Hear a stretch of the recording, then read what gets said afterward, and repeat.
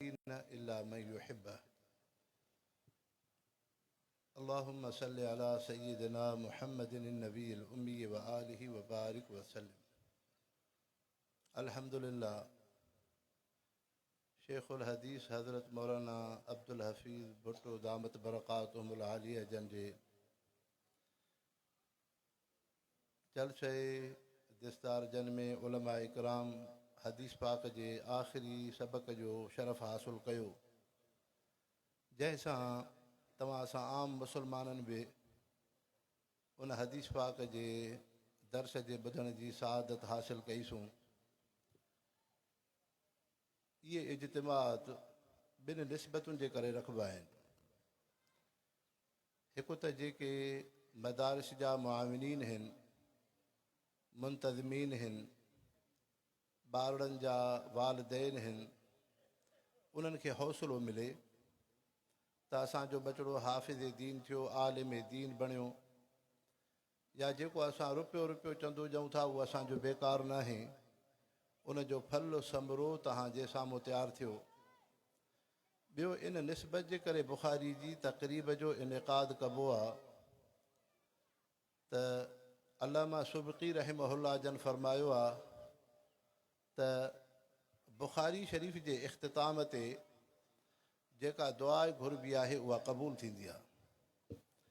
दारुल उलूम देवबंद में जेके पड़ोसी गैर मुस्लिम हिंदू हूंदा हुआ, कॾहिं कॾहिं देवबंद शरीफ़ जे मदरसे में अची उन्हनि अकाबिर असलाफ़ खे अर्ज़ु करनि त असांजे रिज़्क़ में बरकत न आहे, बीमारियूं तकलीफ़ूं आहिनि, त पोइ उते देवबंद शरीफ़ में उन बुख़ारी जे विर्द जो एहतमाम थींदो हो। इतां मालूम थिए थो त अल्लाह साईं हिन किताब खे ख़ासि तरह सां हाजतुनि जे दुआउनि में क़बूलियत जे लाइ, मसाइब ऐं मुश्किलातुनि जे हिफ़ाज़त जे लाइ बुख़ारी शरीफ़ जे विर्द जी दुआ यक़ीनन अल्लाह वटि क़बूल आहे। मुस्लमान भाइरो, सभ खां पहिरियां अल्लाह साईं तव्हां असांखे जंहिं दीन इस्लाम सां नवाज़ियो आहे, वॾे में वॾी नेमत ईमान ऐं इस्लाम आहे। हज़रत अब्दुल्लाह बिन मसऊद रज़ियल्लाहु अन्हु खां रिवायत है, हुज़ूर पाक सल्लल्लाहु अलैहि वसल्लम फरमायो, इन्नल्लाह युति दुनिया मन युहिब्बहु व मन ला युहिब्बह। अल्लाह साईं माल मिल्कियत, दुनिया, इज़्ज़त, शोहरत ज़रूरी न आहे त जंहिंसां अल्लाह जी मुहबत आहे उनखे ॾे, बल्कि जंहिंसां रब जी मुहबत न आहे उनखे बि अल्लाह साईं दुनिया सां नवाज़ींदो आहे।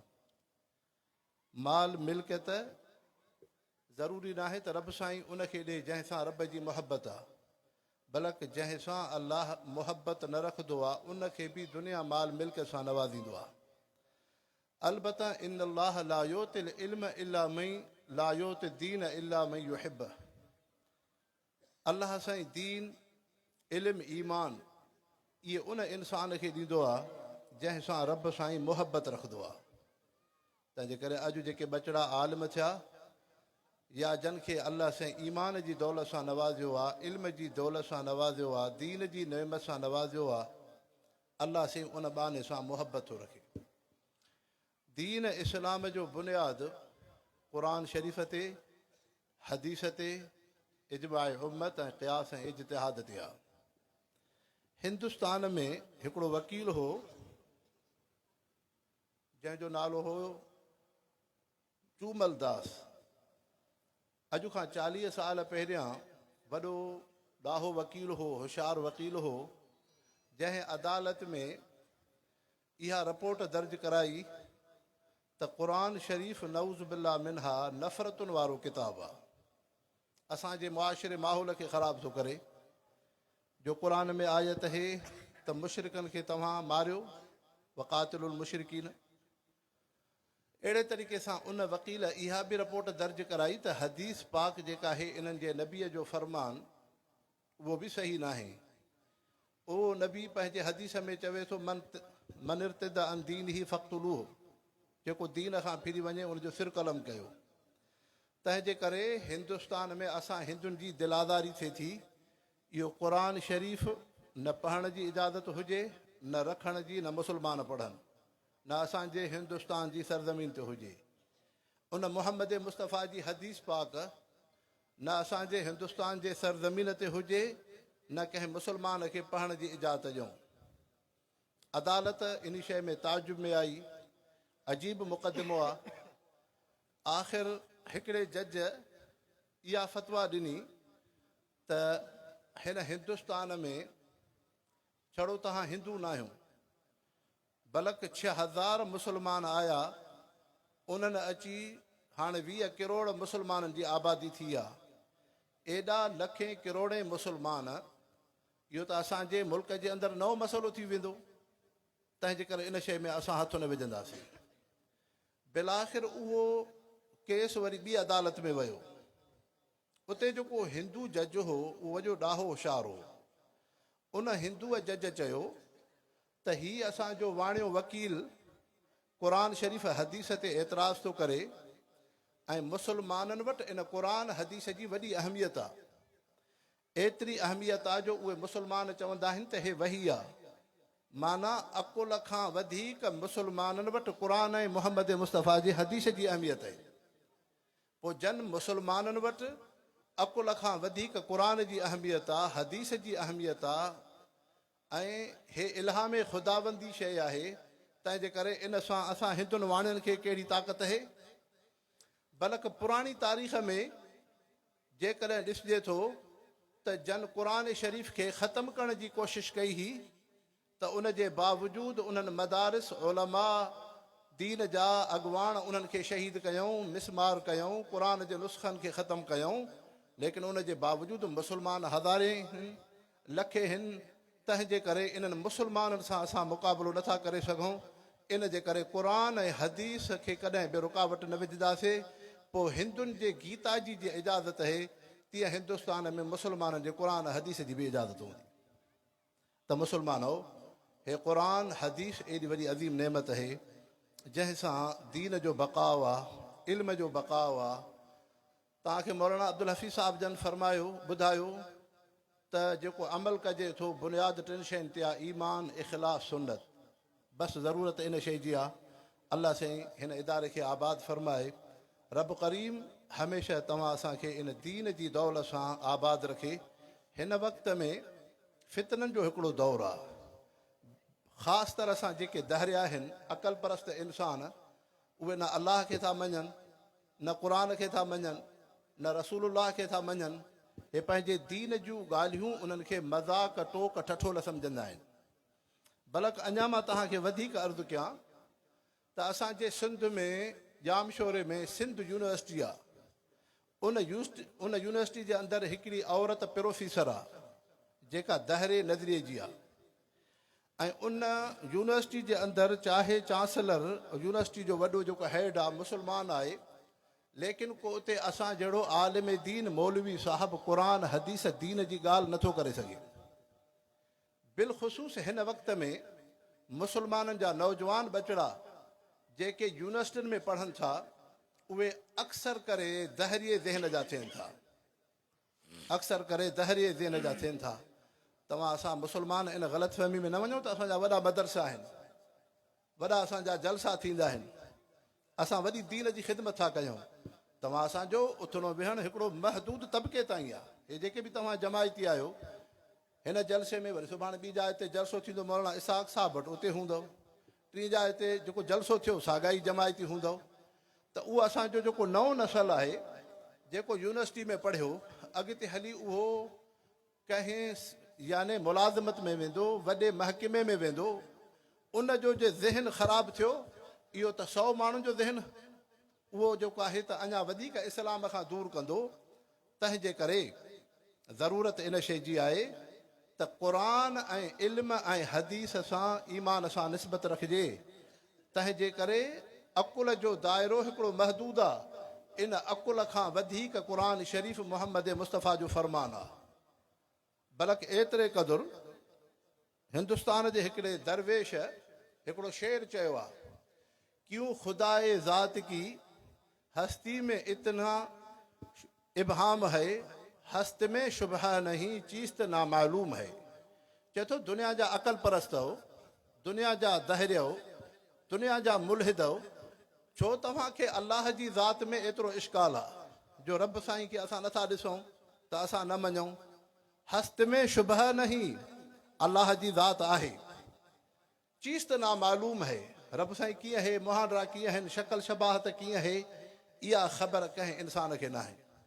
हता कि अंबिया इकराम खे बि ख़बर कोन्हे त रब जी शक्ल शबाहत मुहांडरा कीअं आहिनि। त अर्ज़ु करण जो मक़सदु इहा आहे, तव्हां असां दुनिया में ज़िंदा आहियूं, हिन जिस्म में क़ीमती शइ रूह आहे। हिकिड़े वॾे दहरीअ खे, मुल्हिद खे वठी अचोसि ऐं उनखे चओ त असांखे रूह ॾेखार, साहु ॾेखार। हे तव्हांजे घोटकी में वॾा वॾा वाणिया आहिनि, डॉक्टर आहिनि, हलो अमेरिका हलूं, बरतानिया हलूं, लेकिन को बि दुनिया जो इंसान, मुल्हिद, डॉक्टर, प्रोफेसर रूह साह खे नथो ॾेखारे सघे। लेकिन मञींदो हर हिकिड़ो, सॼी दुनिया मञे थी त रूह आहे, साहु आहे, जो इंसान ज़िंदा आहे। जॾहिं साहु निकिरे थो, इंसान मुर्दा थिए थो, मालूम थियो त ईअं ई अलाह जी ज़ात आहे, पर तुंहिंजी मुंहिंजी अखि नथी ॾिसे। हर शइ कंहिं न कंहिं शइ जो दलील हूंदी आहे। हीअ टेबल आहे, हिकिड़ो इंसान इनकार करे त बाबा हीअ टेबल खे मां नथो मञां, हीअ पंहिंजो पाण ठही वई आहे। ॿियो चवंदो न बाबा हिनखे ढकणु ठाहियो आहे, हे माइक आहे, हिनखे मिस्त्री ठाहियो आहे, हीअ कार मोटर साइकिल आहे, इनखे कंहिं इंसान ठाहियो आहे। त पोइ हर शइ कंहिं न कंहिं साने कारीगर ते दलालत कंदी आहे। पोइ हे ज़मीन, आसमान, सिजो, चंड, सितारा, पाणी, हवाए, हे काइनात, मखलूक, सला, बूटा, वण टिण, इहे पंहिंजो पाण कीअं ठहिया? इहे बि सभु ॿुधाइनि था त बराबरि अलाह जी ज़ात आहे।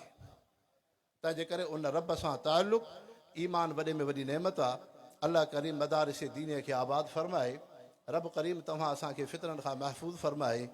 अल्लाह से जुमला जमाअत जी हाज़िरी खे क़बूल फरमाए। वमा अलैना इल्लल बलागुल मुबीन।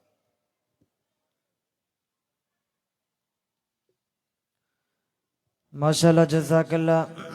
ही होया जिगर गोशा हाल जीवी जामिउल बयान आलिम बामल हज़रत मौलाना साईं मुफ्ती मोहम्मद ताहिर साहब, जंहिं बेहतरीन अंदाज में ख़िताब करण फरमायो। मां महबूबुल उलमा, मर्जिउल उलमा, कुतुबुल अक़ताब, मुर्शिदुल मुवहिदीन, वली इब्न वली हज़रत साईं अब्दुल कादिर साहब दामत बरकातहुमुल आलिया, सज्जाद नशीन दरगाह आलिया कादरिया राशिदिया हाल जी शरीफ वारनि खे दावत अर्ज़ रखां थो, साईं जमात के पंहिंजे वाइद हसना का मुस्तफ़िज़ फरमाइन। हज़रत साईं अब्दुल कादिर साहब दामत बरकातहुमुल आलिया। नहमदुहु व नुसल्ली अला रसूलिहिल करीम। अम्मा बअद फ़अऊज़ु बिल्लाहि मिनश शैतानिर रजीम। बिस्मिल्लाहिर रहमानिर रहीम। उतलु मा ऊहिय इलैका मिनल किताबि व अक़िमिस सलाह इन्नस सलाता तन्हा अनिल फ़हशाइ वल मुनकर वलज़िक्रुल्लाहि अकबर वल्लाहु यअलमु मा तस्नऊन। सदक़ल्लाहुल अज़ीम। अल्लाहुम्मा सल्लि अला सय्यिदना मुहम्मदिन नबिय्यिल उम्मी व आलिहि व बारिक व सल्लिम अदद कुल्लि मालूमिन लक दाइमन अबदा। इन्हनि आयतुनि जे अंदरि अल्लाह तबारक व ताला टिनि ॻाल्हियुनि जो, टिनि शयुनि जो हुकुम फरमाए थो। असुल त हुकुम आहे उम्मत खे, हुज़ूर पाक सल्लल्लाहु अलैहि वसल्लम जन खे फरमायो वियो त क़ुरान पाक जी तिलावत कयो। ऐं नबी पाक जी जो तुंहिंजे मथां वही कई वई आहे, क़ुरान पाक इन जी तिलावत थी। पहिरियों हुकुम इहो थियो त क़ुरान पाक जी तिलावत थी। ऐं ॿियो हुकुम थियो त अक़िमिस सलाह, नमाज़ क़ाइमु कयो। नमाज़ बेहयाई ऐं पिछड़नि कमनि खे रोकींदी आहे। ऐं टियों कमु आहे वल ज़िक्रुल्लाहि अकबर, अल्लाह जो नालो सभ खां वॾो आहे, अल्लाह जो यादगीरो सभ खां वॾो आहे। इन्हनि टिनि शयुनि जो हुकुम रब साईं हिन आयत में फरमायो। ऐं टिनि शयुनि सां रब जी सुञाण, रब जी मारिफत हासिल थिए थी पई। हज़रत साईं हाफ़िज़ मोहम्मद सिद्दीक़ रहमतुल्लाह अलैह भरचूनी शरीफ़ वाला उहे इहे टिनि शयुनि जो हुकुम घणो फरमाईंदा हुआ पंहिंजी जमात खे, पंहिंजे मुरीदीन खे, मुतालिकीन खे चवंदा हुआ त हिकु त क़ुरान पाक जी तिलावत घणी थी। क़ुरान पाक जी तिलावत जे करे रब साईं जी रहमत मुतवजे थींदी आहे। रब साईं जा अनवारात उन इंसान जे मथां थींदा आहिनि। जीअं रब साईं फरमाए थो वनुनज़्ज़िलु मिनल क़ुरआन मा हुवा शिफ़ाउ व रहमतुल लिल मोमिनीन। यानी क़ुरान पाक असां नाज़िल कयो अथसीं, इन में शिफ़ा बि आहे ऐं रहमत बि आहे मोमिननि जे लाइ। यानी क़ुरान पाक पढ़ंदो त रब साईं जी रहमत मुतवजे थींदी। सहाबी सगुरो आहे, राति जे वक़्त में उथे थो ऐं नफ़िल पढ़े थो। जॾहिं नफ़िल जी तिलावत शुरू करे थो सूरत बक़रा, त उन जे भिक में घोड़ो बीठो आहे ऐं भिक में नंढो ॿारु सुम्हियल अथसि। त उहो जॾहिं क़ुरान पाक सूरत बक़रा शुरू करे थो त घोड़ो ॾकणु शुरू थियो, बुल खाइणु शुरू करे थो ऐं हिन खे ख़ौफ़ ख़तरो थिए थो त मतां ॿार खे, नंढे ॿार खे न लताड़े। उन जे करे ख़ामोश रहे थो। वरी जॾहिं तिलावत पढ़े थो त घोड़ो बुल खाए थो, ॾके थो पियो, वरी ख़ामोश रहे थो, ख़ामोश थी थो वञे। जॾहिं आसमान जी तरफ़ नज़र कयईं त आसमान खां हिकु का सफ़ेद रंग जी छटी नमूने का हेठि लहंदी अचे थी शइ। जॾहिं हीउ ख़ामोश थियो त उहा वापसि वई। सुबुह जो हुज़ूर पाक सल्लल्लाहु अलैहि वसल्लम जन जी ख़िदमत में आयो, अर्ज़ु कयईं, ए अल्लाह जा रसूल, राति मूंसां हीअ कैफ़ियत थी आहे। जॾहिं मां तिलावत कयां पियो, क़ुरान पाक पढ़ां पियो निमाज़ में, त घोड़ो मुंहिंजे भिक में बीठो, नंढो ॿारु बि मुंहिंजो पियो हो। उन जे करे घोड़ो बुल खाए पियो। जॾहिं ख़ामोश थियां त ख़ामोश थी वञे। ऐं जॾहिं आसमान जे तरफ़ नज़र कयुमि त सफ़ेद रंग जी शइ छटी नमूने हेठि अचे पई। जॾहिं ख़ामोश थियुसि वापसि थी। हुज़ूर पाक सल्लल्लाहु अलैहि वसल्लम जन फरमायो, या रब साईं जी रहमत ई रहमत जा मलाइक तुंहिंजे मथां नाज़िल थियनि पिया। ऐं जेकॾहिं तूं सुबुह ताईं पढ़े हा त सभु ॻोठ वारा या इलाइक़े वारा सभु इहा शइ ॾिसनि हा। यानी रब साईं जी रहमत क़ुरान पाक जे पढ़ण सां नाज़िल थिए थी। रब साईं जो ताल्लुक़ क़ाइमु थिए थो पियो। तंहिंजे करे बुज़ुर्ग अक्सर करे हज़रत साईं राशिद साईं रोज़ी धणी रहमतुल्लाह अलैह उहे पंहिंजे मुतालिकीन खे, पंहिंजे मुरीदनि खे रोज़ानो घटि में घटि 3 सिपारा न त 5 सिपारा तिलावत रोज़ानो क़ुरान पाक जी थिए। हाणे त ख़ासि करे रमज़ान शरीफ़ अचे थो, उहे रमज़ान शरीफ़ में क़ुरान पाक सां ताल्लुक़ वधि में वधि क़ाइमु थिए। ॿी शइ थी निमाज़। निमाज़ जेका आहे इंसान खे बेहयाई ऐं बिछड़नि कमनि खां रोके थी। एतिरो वक़्तु त इंसान बुराई ऐं बिछड़नि कमनि खां रोकियल आहे, जेतिरो वक़्तु मस्जिद शरीफ़ में अचे थो, वुज़ू करे ख़ामोश अची वेहे थो जेसि ताईं निमाज़ थी, निमाज़ पढ़े थो, जेतिरो वक़्तु वेहे थो पियो, यानी ज़बान जी बि हिफ़ाज़त थी वई, कननि जी बि हिफ़ाज़त थी वई, गिला गिबत ॿुधण खां, गाना फ़हिश ॻाल्हि ॿुधण खां, अखियुनि जी बि हिफ़ाज़त थी वई। हूअं बाज़ार में घुमे हा, हेॾे होॾे शइ ग़ैर शरई कम ॾिसे हा। हाणे इन्हनि सभिनि शयुनि जी हिफ़ाज़त थी वई। तंहिंजे करे निमाज़ अस्सलातु मेराजुल मोमिनीन, निमाज़ मोमिन जो मेराज आहे। यानी रब सां हम कलामी थिए थो। जीअं हुज़ूर पाक सल्लल्लाहु अलैहि वसल्लम जन मेराज जी राति रब सां हम कलामी थी ऐं उते तोहफ़ो निमाज़ जो मिलियो। ऐं इहा ई मोमिन जी निशानी आहे त निमाज़ मोमिन पढ़ंदो आहे। तंहिंजे करे हदीस पाक में आहे, जेको ॼाणी वाणी निमाज़ खे छॾे थो, मुतअम्मिदन फ़क़त कफ़र, उन ॼण इनकार कयो, कुफ़ुर कयो।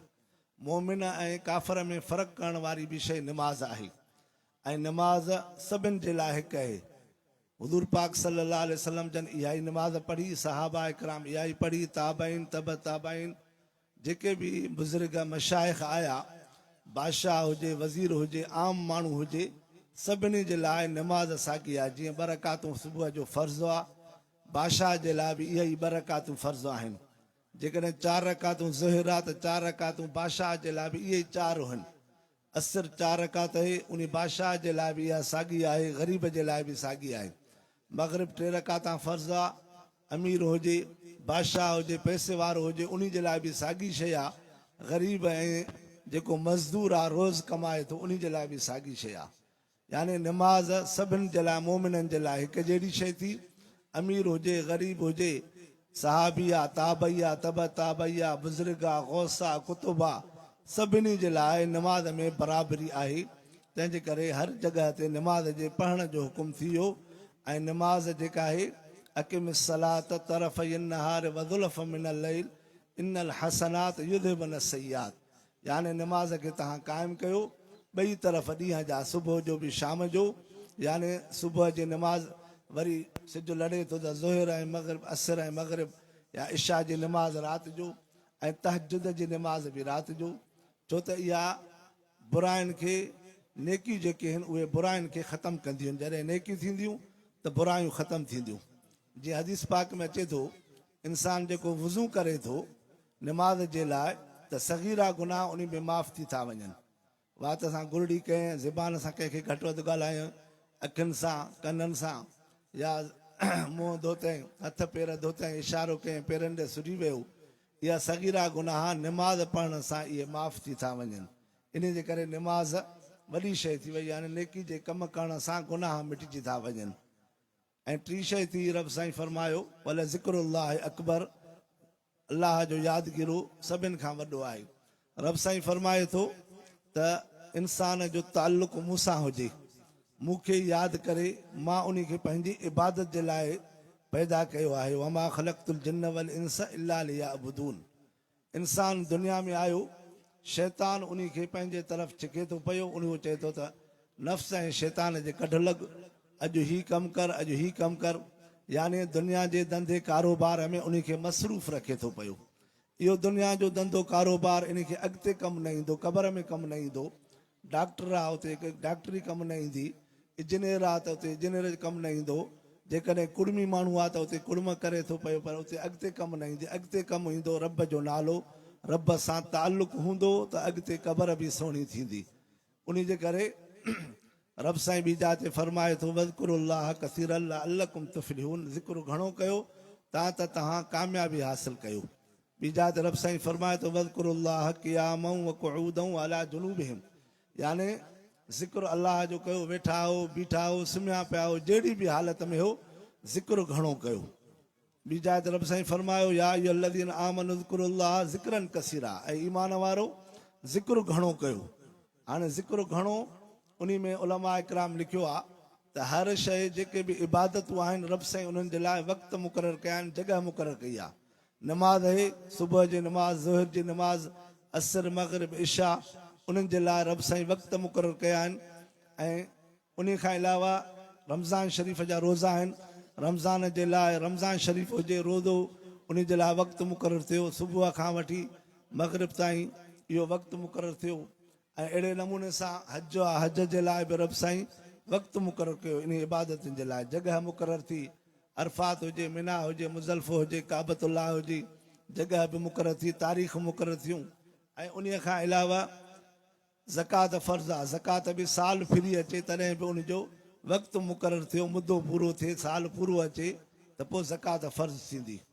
ऐं हीअ ज़िक्र जे लाइ रब साईं वक़्तु मुक़ररु न कयो, यानी जहिड़े बि वक़्तु आयो, सुम्हिया पिया हो, वेठा हो, जहिड़ी बि सूरत में आयो रब जो नालो यादि कंदा रहो, हमेशह रब खे यादि कंदा रहो।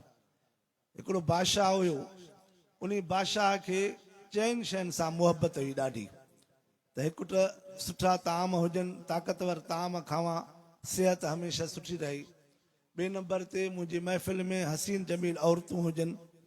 ऐं टे नंबर ते वॾी दौलत हुजे, तमामु दौलत घणी हुजे, माल दौलत जाम घणो हुजे। चौथे नंबर ते फ़ौज हुजे जेका पंहिंजी बि हिफ़ाज़त थिए, मुल्क जी बि हिफ़ाज़त थिए, ॿिए मुल्क खे कंट्रोल कयूं, उन जे लाइ बि फ़ौज जी ज़रूरत आहे। पोइ हिकिड़ो दरवेश अलाह वारो उन बादशाह सां मिलियो। बादशाह खे चयईं जेका तूं चइनि शयुनि सां मुहबत रखी आहे, इहे चारई शयूं तोखे दुनिया में बि फ़ाइदो न ॾींदियूं, अॻिते तुंहिंजो सफ़र आहे आख़िरत वारो, उन जे लाइ त तूं कुझु बि न कयो आहे। तंहिंजे करे अॻिते जे लाइ कुझु न कुझु कर, जेको अॻियों जहान अचे थो उन जे लाइ उहो तोखे कुझु न कुझु करिणो आहे। पोइ बादशाह उन खे चयो त छा कयां? चए रब जो ज़िक्र कर, रब खे यादि कर, हमेशह ज़बान सां रब जो ज़िक्र कंदो रहो। चए कीअं कयां? चए ज़िक्र कंदो रहो नफ़ी इस्बात जो, ला इलाहा इल्लल्लाह, ला इलाहा इल्लल्लाह। चए जॾहिं साहु ॿाहिरि कढे, इंसान जेको साहु खणे थो 24 कलाकनि में 24,000 दफ़ा साहु खणंदो आहे। इंसान 24 कलाकनि में 24,000 साहु खणे थो, कॾहिं अंदरि कॾहिं ॿाहिरि। साह खे करार न आहे। जॾहिं रूह ख़तमु थी वियो, जिस्म जुदा थी वियो, रूह हलियो वियो, हाणे लाश जुदा थी वियो, रूह हलियो वियो। पोइ इंसान वेठो हथु हणंदो, उन खां बाद में न उन रूह खे हेॾे मोहलत मिलंदी, हाणे अंदरि अची का इबादत करे, बल्कि को बि वक़्तु न मिलंदो। तंहिंजे करे हीउ वक़्तु दुनिया जो दारुल इम्तिहान जो आहे। इन जे करे इन साह जॾहिं ॿाहिरि कढे चओ ला इलाह, जॾहिं अंदरि खणे चओ इल्लल्लाहु ला इलाह इल्लल्लाहु ला इलाह इल्लल्लाहु। हमेशह इहो तुंहिंजो तसवुर ऐं ख़्यालु हुजे त हमेशह ज़बान सां ज़िक्र कंदो रहो, पंहिंजा दुनिया जा बि कम कार कंदो रहो, बादशाही बि हलाईंदो रहो, पर तुंहिंजो ताल्लुक़ हमेशह रब सां हुजे। इहो ताल्लुक़ तोखे अॻिते कमु ॾींदो। कुझु वक़्त खां पोइ बादशाह बीमार थी पियो। जॾहिं इंसानु बीमार थींदो आहे त उनखे का बि शइ खाइण पीअण वारी न वणंदी आहे। सुठे में सुठो ताम हुजे त उहो इंसान खे न वणंदो, सादो खाधो खुराक खाईंदो, कॾहिं उहा बि न खाईंदो। त बादशाह जॾहिं बीमार थी पियो त सुठा ताम बि विसरी विया।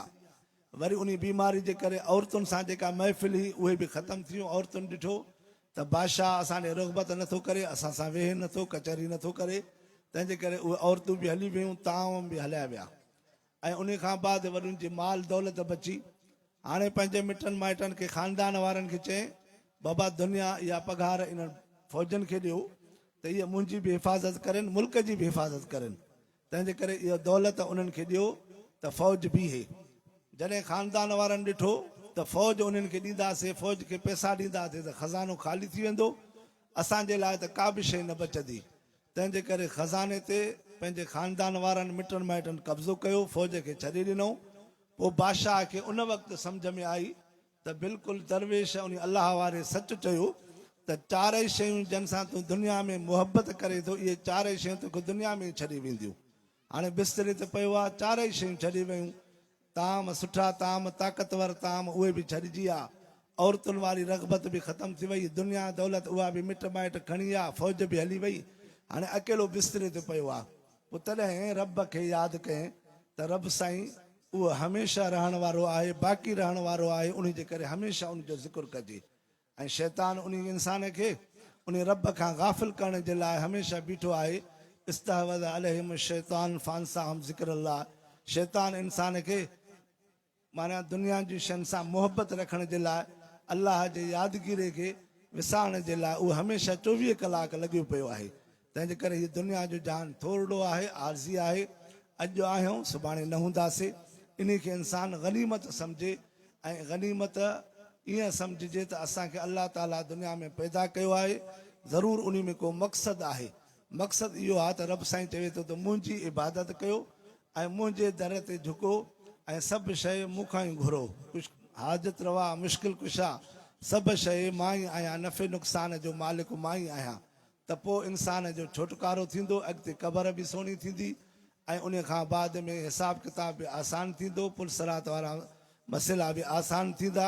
सॼो दारो मदार हिन दुनिया जी ज़िंदगी ते आहे। फमन ज़ुहज़िह अनिन नार, जॾहिं इंसानु हिन बाहि जे किनारे खां बची वियो, दुनिया जे इन्हनि खां बची वियो, बाहि खां बची वियो, त हाणे इंसानु कामयाबी तरफ़ अची वियो। हाणे इंसान जी क़बर बि सुहिणी थींदी, बेश्त जे बाग़नि मंझां बाग़ थींदो। उन खां पोइ हिसाब किताब में बि आसानी थींदी, हुज़ूर पाक सल्लल्लाहु अलैहि वसल्लम जी शफ़ाअत निस थींदी ऐं उन खां पोइ जन्नत में वेंदो। पर जेकॾहिं दुनिया में इंसानु अल्लाह ऐं नबीअ जे हुकुम जे उबतड़ ज़िंदगी गुज़ारे, पंहिंजे नफ़्स ऐं शैतान जे ख़्वाहिशात जे मुताबिक़ ज़िंदगी गुज़ारे थो, उथणु वेहणु पंहिंजे ख़्वाहिशात जे मुताबिक़ करे थो, शादी ग़मी ओड़े हिसाब सां करे थो पियो, त पोइ इंसानु इहो गाफ़िल थी करे ज़िंदगी गुज़ारे थो पियो। अॻिते उन खे पछताइणो पंहिंजो अफ़सोस खां सवाइ ॿिया का बि शइ उन खे हासिल न थींदी। तंहिंजे करे दुआ आहे त अलाह ताला तव्हां असांखे दुनिया में रही करे पंहिंजी इबादत, मक़सूद इबादत जी ज़िंदगी सही नमूने सां तौफ़ीक़ अता फ़रमाए। जंहिं मक़सद ख़ातिर रब साईं असांखे दुनिया में पैदा कयो आहे उहो बि हासिल करण जी तौफ़ीक़ अता फ़रमाए। व आख़िर दावाना अनिल हम्दुलिल्लाहि रब्बिल आलमीन। बिस्मिल्लाहिर रहमानिर रहीम। अल्हम्दुलिल्लाहि रब्बिल आलमीन अर्रहमानिर रहीम मालिकि यौमिद्दीन। इय्याका नअबुदु व इय्याका नस्तईन इहदिनस सिरातल मुस्तक़ीम सिरातल लज़ीना अनअमता अलैहिम गैरिल मग़दूबि अलैहिम वलद्दालीन आमीन। अल्लाहुम्मा सल्लि अला सय्यिदिना मुहम्मदिन नबिय्यिल उम्मी व आलिहि व बारिक व सल्लिम अदद कुल्लि मालूमिन लक दाइमन अबदा। ला इलाहा इल्ला अंत सुब्हानक इन्नी कुन्तु मिनज़ ज़ालिमीन। अल्लाहुम्मा इन्ना नस्अलुकल अफ़्व वल आफ़िया फ़िद दुनिया वल आख़िरह। अल्लाहुम्मा अहसिन आक़िबत उमूरि कुल्लिहा। अल्लाहुम्मा अख़रिजना मिनज़ ज़ुलुमाति इलन नूर। اللهم إنا نسألك في ثبات الأمر والشريعة على الرشد. اللهم إنا نسألك موجبات رحمتك وعزائم مغفرتك. لا تدع لي ذنبا إلا غفرت، ولا هما إلا فرجت، ولا مريضا إلا شفيت، ولا دينا إلا قرضت. اللهم إنا نسألك من خيرهم ما لا تعلم، ونعوذ بك من شرهم ما لا تعلم، إنك أنت علام الغيوب. اللهم اهدنا الصراط المستقيم، صراط الذين أنعمت عليهم من النبيين والصديقين والشهداء والصالحين وحسن أولئك رفيقا. اللهم فاطر السماوات والأرض، أنت ولينا في الدنيا والآخرة، توفنا مسلمين والحقنا بالصالحين. اے मुंहिंजा रब साईं, जेके बि हिन ख़तम बुखारी शरीफ़ जे विर्द में शरीक थिया आहिनि, अल्लाह साईं उन्हनि सभिनि जी मग़फ़िरत अता फ़रमा। ऐं मुंहिंजा रब साईं उस्ताद मौलाना शेखुल हदीस साहब, मौलाना अब्दुल हफ़ीज़ साहब मदज़िल्लहुल आली, जेका बुखारी शरीफ़ पढ़ाई, अल्लाह साईं उन्हनि जेका रहमत नाज़िल फ़रमाई थी, उहा सभिनि असांखे रहमत अता फ़रमा, पंहिंजी रहमत खां नाउमेद न फ़रमा। ऐं मुंहिंजा रब साईं, इन बुखारी शरीफ़ जे सदके असां सभिनि ते रहमत जो फ़ैसिलो अता फ़रमा। जेके बि अज़ीज़ अकारब मिट माइट पीउ मां फ़ौत थी विया आहिनि, अल्लाह साईं उन्हनि जी मग़फ़िरत अता फ़रमा। या अल्लाह साईं उन्हनि जी मग़फ़िरत अता फ़रमा, उन्हनि जी बख़्शिश अता फ़रमा, उन्हनि जी क़बरूं रोशन फ़रमा, उन्हनि जी क़बरुनि खे बहिश्त जे बाग़नि मंझां बाग़ बणा, जन्नत जी महिमानी, जन्नत जी पोशाक अता फ़रमा, हुज़ूर पाक सल्लल्लाहु अलैहि वसल्लम जी शफ़ाअत नसीब फ़रमा। ऐं मुंहिंजा रब साईं, जेके बि बीमार आहिनि, अल्लाह साईं हिन महफ़िल जे सदके, हिन बरकत वारी महफ़िल जे सदके उनखे शफ़ा कामिला अजल अता फ़रमा। या अल्लाह साईं, जेके बे औलाद नेक साले औलाद अता फ़रमा। ऐं मुंहिंजा रब साईं, जंहिंजे औलाद नाफ़रमान आहे, अल्लाह साईं उनखे हिदायत अता फ़रमा, अबे अमर जो फ़रमा बरदार बणा। रब्बना हब लना मिन अज़वाजना व ज़ुर्रिय्यातिना क़ुर्रत अअयुन वजअलना लिलमुत्तक़ीन इमामा। रब्बि हबली मिन लदुनका ज़ुर्रियतन तय्यिबतन इन्नका समीउद दुआ। रब्बि ला तज़रनी फ़र्दन व अंत ख़ैरुल वारिसीन। ऐं मुंहिंजा रब साईं, जेके बेरोज़गार आहिनि, रिज़्क़ रोज़ी जे मसइले में परेशान आहिनि, अल्लाह साईं जी परेशानियूं ख़तमु फ़रमा। ऐं मुंहिंजा रब साईं, जेके मक़रूज़ आहिनि, कर्ज़ खां निजात अता फ़रमा। जेके धंधे कारोबार में अल्लाह साईं परेशान आहिनि, अल्लाह साईं जी परेशानियूं ख़तमु फ़रमा। या अल्लाह साईं, जेके बीमारियूं आहिनि, अल्लाह साईं उहे ख़तमु फ़रमा। फ़सलनि में बीमारी आहे, माल मवेशी में बीमारी आहे, असांजे अमलनि जे करे, नहुसतुनि जे करे, अल्लाह साईं उहे ख़तमु फ़रमा, पंहिंजे रहमत जो फ़ैसिलो अता फ़रमा। ऐं मुंहिंजा रब साईं, जेके तुलबा इकराम फ़ारिग़ थिया आहिनि, तालिबात ऐं तुलबा, अल्लाह साईं उन्हनि खे वधीक इल्मु पढ़ण जी तौफ़ीक़ अता फ़रमा। जेको इल्मु पढ़ियो अथऊं, अल्लाह साईं उन जे मथां सही नमूने सां अमल जी तौफ़ीक़ बख़्श। या अल्लाह साईं, उस्ताद साहब जेका ख़िदमत कई आहे, अल्लाह साईं उनजे इल्म में, अमल में, सिहत में बरकत अता फ़रमा। जेके तुलबा ऐं तालिबात पढ़िया आहिनि, अल्लाह साईं उन्हनि जे इल्म में, अमल में, सिहत में, इख़लास में बरकत अता फ़रमा। ऐं मुंहिंजा रब साईं, जेके ताउन करनि था मस्जिदुनि सां, मदरसनि सां, या हिन इदारे सां जन ताउन कयो आहे, अल्लाह साईं उन्हनि जी रिज़्क़ रोज़ी में बरकत अता फ़रमा, उन्हनि जे ईमान में, अमलनि सालिहनि में बरकत अता फ़रमा। ऐं मुंहिंजा रब साईं, जेके बि हिन में शरीक थिया आहिनि, अल्लाह साईं औरतूं, जेके मर्द, अल्लाह साईं उन्हनि सभिनि जूं हाजतूं पूरियूं फ़रमा। जन बि दुआनि जे लाइ चयो आहे, अल्लाह साईं उन्हनि जा जाइज़ मक़सद पूरा फ़रमा, उन्हनि जे नियाणियुनि जा रिश्ता आसानी सां हल फ़रमा। या अल्लाह साईं, जेके नफ़रतूं अची वियूं आहिनि, पीउ पुट जी नफ़रत अची वई आहे, माउ ऐं धीअ जी नफ़रत अची वई आहे, ससु नुंहं में नफ़रत, ख़ानदाननि में नफ़रत अची, अल्लाह साईं उहे ख़तमु फ़रमा, पाण में एको मोहबत सां रहाए। अल्लफ़ बैन क़ुलूबिहिम लौ अनफ़क़्त मा फ़िल अर्ज़ि जमीअन मा अल्लफ़्त बैन क़ुलूबिहिम वलाकिन्न अल्लाह अल्लफ़ बैनहुम इन्नहु अज़ीज़ुन हकीम। इन्नल्लज़ीना आमनू व अमिलुस्सालिहात सयजअलु लहुमुर रहमान वुद्दा। अल्लाह साईं असां सभिनि जूं परेशानियूं ख़तमु फ़रमा। अल्लाह साईं असां सभिनि खे शरीयत जे मथां हलणु आसान फ़रमा। ऐं मुंहिंजा रब साईं, जेके असांजा मुस्लमान निमाज़ खां परे आहिनि, दीन खां परे आहिनि, अल्लाह साईं उनखे दीन जी सम्झ अता फ़रमा, अल्लाह साईं उन्हनि खे निमाज़ जी तौफ़ीक़ अता फ़रमा। ऐं मुंहिंजा रब साईं, जेका असांजा मुस्लमान भाइर ग़लति कमनि में मुब्तला आहिनि, जुआ में, शराब में, नशे में, अल्लाह साईं उन्हनि खे बि बचाए, असांखे बि बचाए। या अल्लाह साईं, हुज़ूर पाक सल्लल्लाहु अलैहि वसल्लम जे दीन जे मथां सही हलण जी तौफ़ीक़ अता फ़रमा। या अल्लाह साईं, हुज़ूर पाक सल्लल्लाहु अलैहि वसल्लम जे सुन्नत जे मथां हलण जी तौफ़ीक़ अता फ़रमा, कबीरनि सगीरनि गुनाहनि जी माफ़ी अता फ़रमा। असांजे मथां नफ़्स ऐं शैतान जो हमिलो आहे, रब साईं उन खे महफ़ूज़ फ़रमा। या अल्लाह साईं असां जेको बि अमल कयूं इख़लास जी तौफ़ीक़ अता फरमा। ए मुंहिंजा रब साईं, रमज़ान शरीफ़ अचे तो उन जो बि ख़ैर बरकत अता फरमा। रमज़ान शरीफ़ जो अदब एहतराम नसीब फरमा। या अल्लाह से रमज़ान शरीफ़ जे रोज़े रखण जी तौफ़ीक़ अता फरमा। क़ुरान पाक पढ़ण जी तौफ़ीक़ अता फरमा। क़ुरान